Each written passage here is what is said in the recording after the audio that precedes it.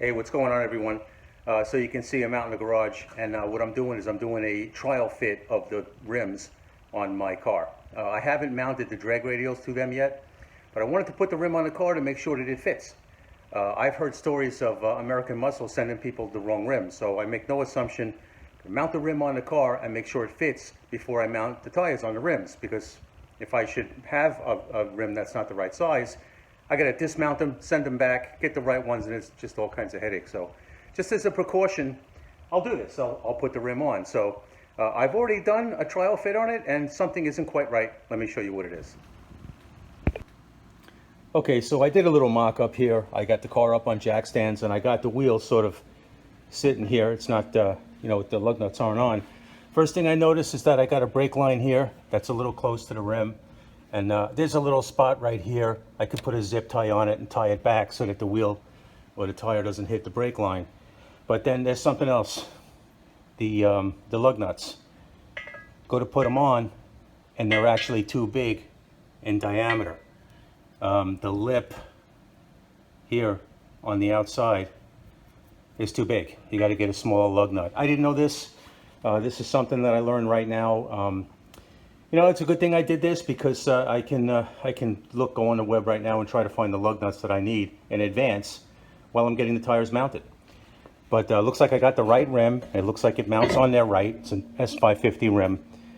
And at least the supply house that I bought these from didn't screw this up. So we're in luck that way. Okay, so one other area of concern is right here. I've got the wheel mounted, and I'm just measuring back to the shock, from the lip of the wheel to the shock. And I'm not even getting 1.5 inches. It looks like I got 1.25 inches. And I don't know if that's going to be enough clearance. I'm going to have to take some measurements, or maybe I'm just going to have to mount the tires and put them on and see what we got. And we got even less clearance up here, because this mount bracket here sort of projects out a little bit. I don't know if you guys can see that, if that's visible. Let me see if I can get you in a little bit closer. Let's try this.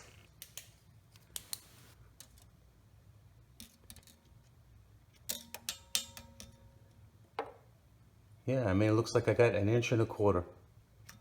It's about all I got. And a little bit less up here, probably where the sidewall projects out even further. So I might have to use a wheel spacer. I don't know. This isn't looking so good.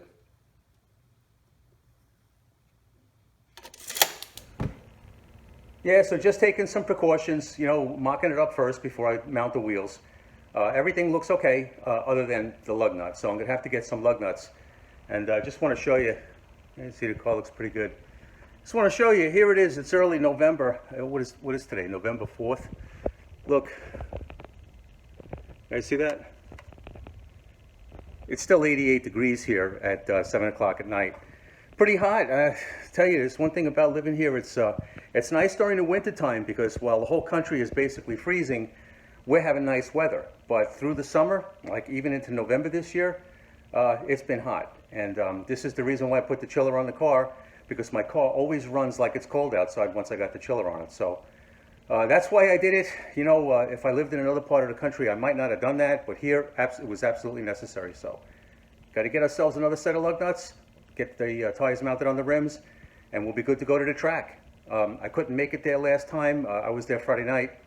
And, I just was able to video some Mustangs down there. Some stock Mustangs actually ran pretty good. A stock 10R80 car with a 315 gear was running 90 miles an hour in the 8th. He wasn't getting any traction, so his ETs weren't that good.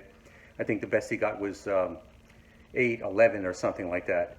There was a ZL1 running there that night that was turning some much better mile an hour. He was at 98 miles an hour, but you could see from the video, he couldn't get out of the hole. All the torque that the ZL1 engine makes with the supercharger makes it really hard to get that car to hook. You can see from looking at the Mustangs with the 10R80 and the Coyote motor, the Coyote, this package, the 10R80 with the Gen 3 Coyote, really doesn't overpower the tires. And honestly, guys, I could say that's even the case with this one, even with the supercharger on it. When you punch it from a dead stop, it doesn't have that brute torque that a big V8 pushrod motor will have with the supercharger on it. So I'm hoping that works in my favor when I get to the track, that I'm not overpowering the tires, and I can get enough grip to get this car moving, and then I can shoot down the quarter mile. Excuse me, the 8th mile at first. We'll go to the quarter mile maybe next month. But I'm hoping that this car can crack into the 10s.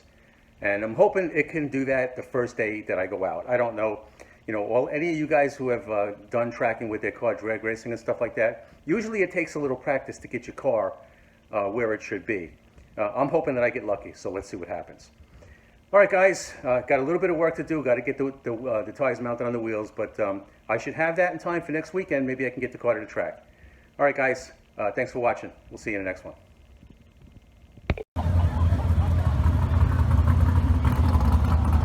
All right, there she is, bone stock. 2019 GT, 10R80, 315 rear gear.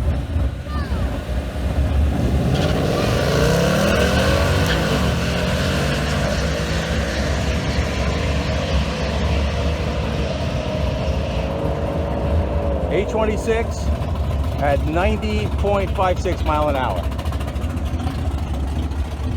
And this is a slightly modified ZL1 Camaro. Looks like an 18 ZL1.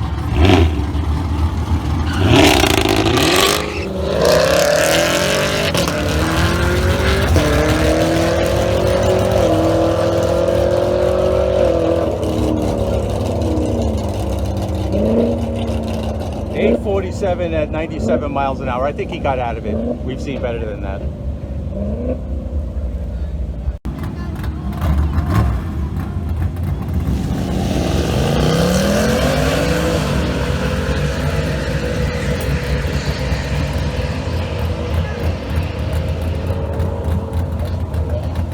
.838.